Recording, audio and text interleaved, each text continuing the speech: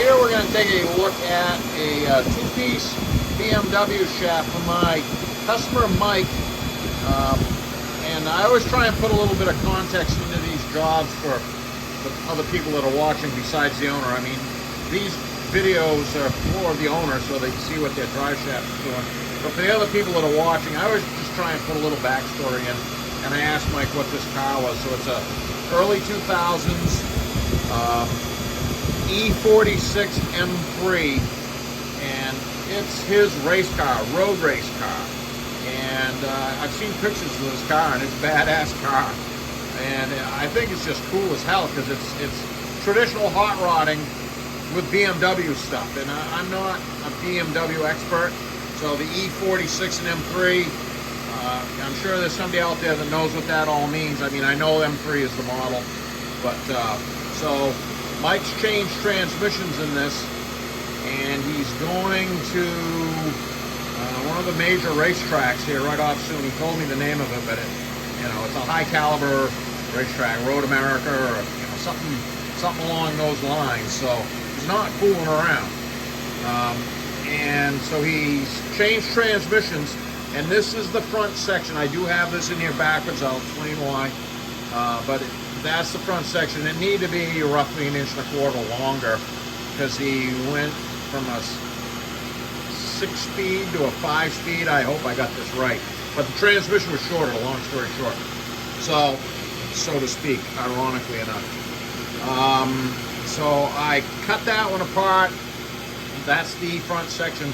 This is another complete shaft he had, and I had done another one for him back on video 273 for the other setup that he was previously running. So this is an entirely different drive shaft assembly, and so you can see that I altered this front section, and it is basically the original setup made into 2.5 inch 083 tubing that we have an abundance of, and so that's just pretty much the way it rolls. So that's cranking out, turn her up even more. Very happy with this. This is going to be a good result. These are tricky to do because of the Euro style spin welded construction, and I'm kind of kicking myself because I didn't have an example of it out here for show and tell that I can reach to easily. But it doesn't have the traditional kind of construction that, like the way we've always done it in the States. But I'm a fussy machinist, and I get it done. Basically, because I don't like being defeated by inanimate objects.